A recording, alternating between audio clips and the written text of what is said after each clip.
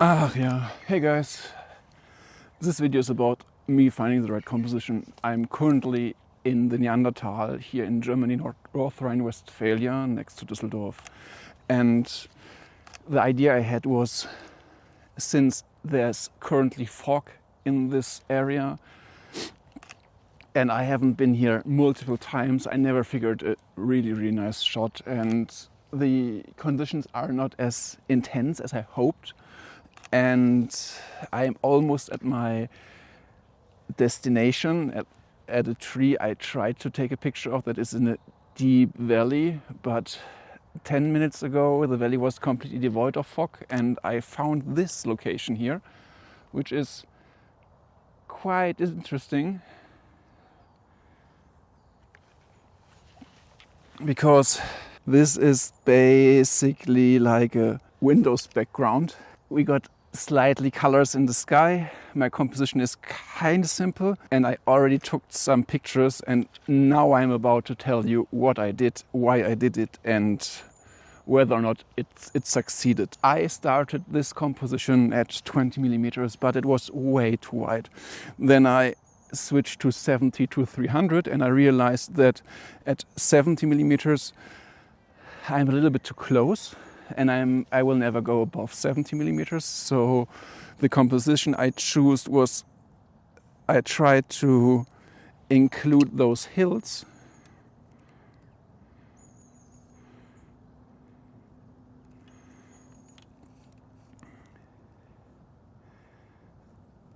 in the lower third of the frame, and I tried to include the colored clouds in the upper third of the frame. The interesting part is that fog started to roll into the valley, and the picture got an additional element.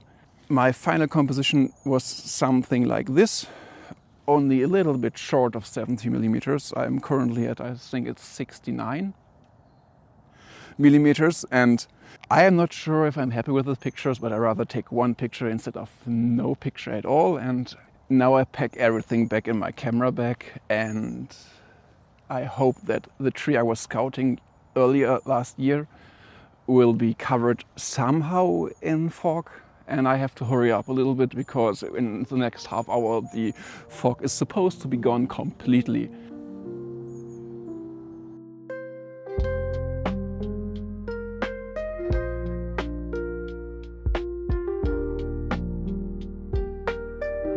This might be awesome.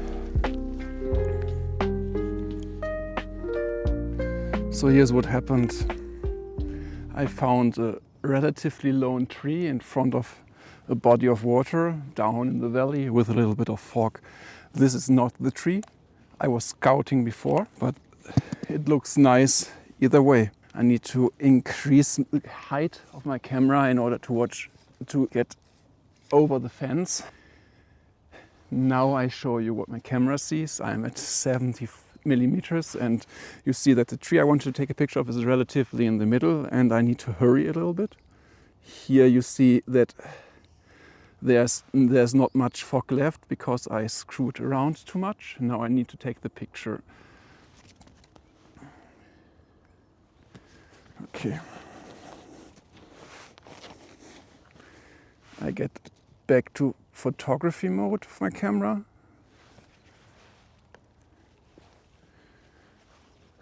I'm at f8. I reduce my shutter speed to 1/10 of a second.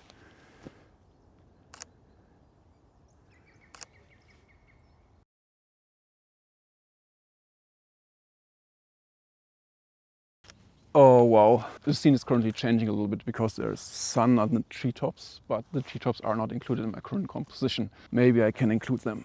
I tried to zoom out a little bit in order to see the treetops that are illuminated by the light currently. I figured out I was mistaken because now I can get the previous wider shot with the illuminated treetops, and this looks nice. I use my previous point of interest and position it at the bottom third and the right bottom third intersection, and I zoom in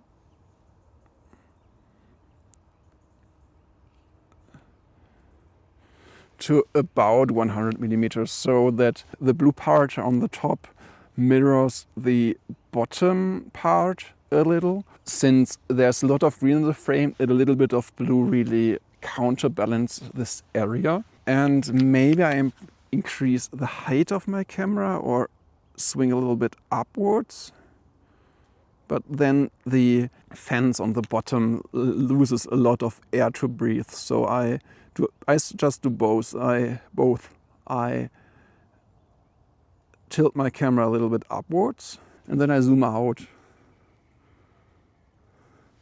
And while I still go for a 4:3 composition, this should end up almost the same space on the bottom and on the top.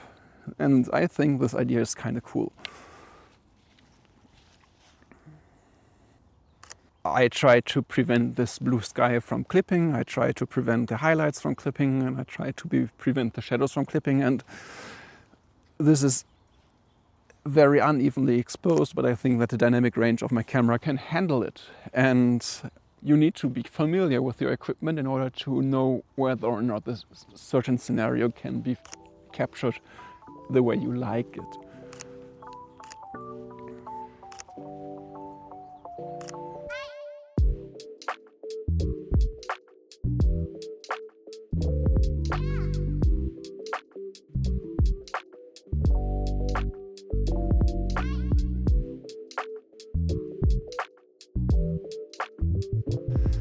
I actually got a little lucky because the sun is rising and rising, and as you can see, there are a lot of trees illuminated by the sun. There are lines in the grass that are looking pretty interesting with the long shadows of the tree that are standing over there. And I am pretty happy that I didn't. Okay, I checked out the tree over there, but it was too close and the glow was gone because I was getting too close and the vantage point wasn't interesting. So I had right back here, found the markings of my tripod and tried to do the exact same shot and just be patient and wait for the right conditions. Now I just show you what my camera sees.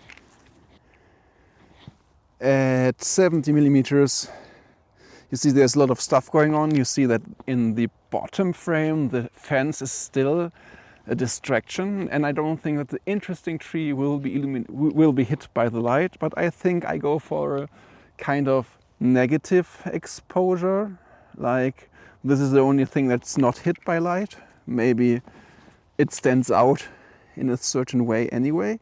So I'm back at 135 millimeters. I am still a little bit too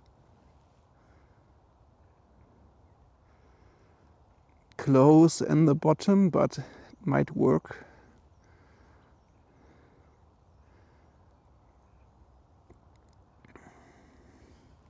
Okay. 150 millimeters, and it's not as interesting, so I go for a wider shot.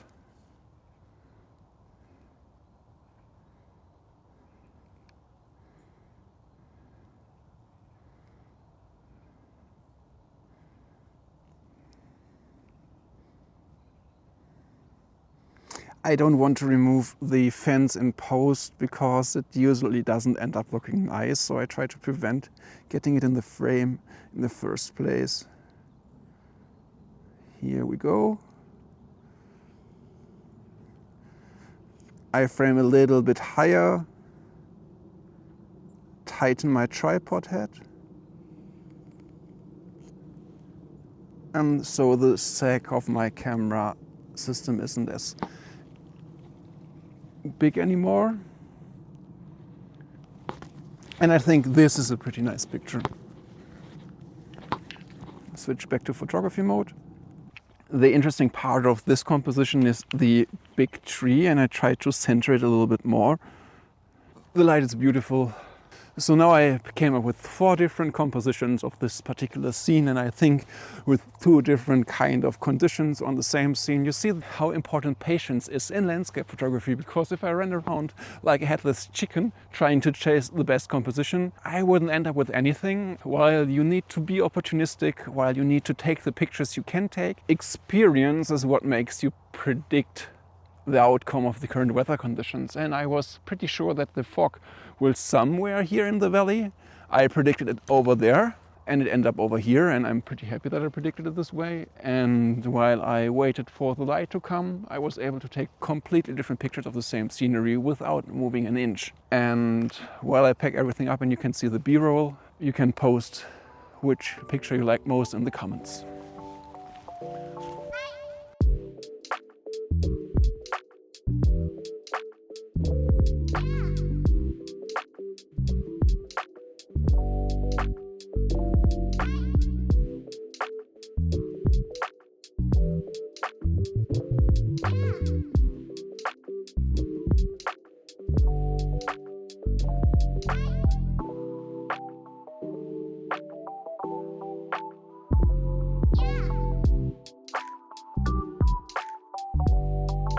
I just took some pictures while the light is still a little bit there, and I show you what I was comping. Yeah, the composition is kind of easy because there's one giant isolated tree, and the hard part is to not get the fence in the frame, and I hope I achieved it because the light is fleeting, and I just zoomed in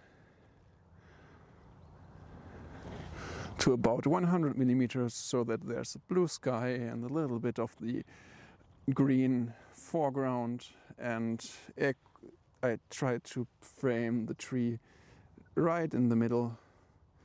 And I think I'm currently looking westwards, so this might be a nice shot for the sunset. Sometimes you shouldn't forget why you are at a location, and the reason I was here was to scout and to prepare myself for the fall.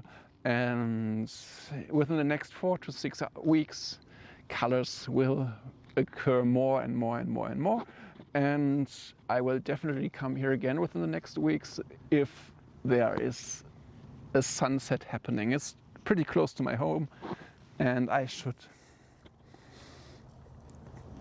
doom scroll my weather app in order to figure out when there will be a nice sunset.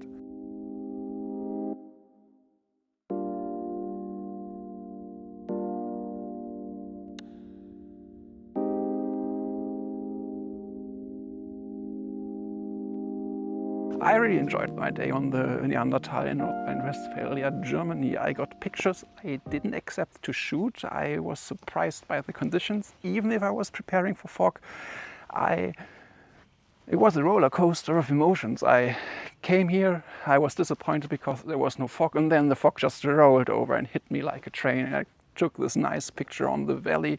I took multiple exposures and multiple different compositions of the same tree in order to show you how my head works, or how a landscape photographer's head works if he or she is working the scene. And rate, favorite, comment and subscribe. Hit the like button. I can't stress this enough, it really helps me out, and I can't wait for the next video. Bye.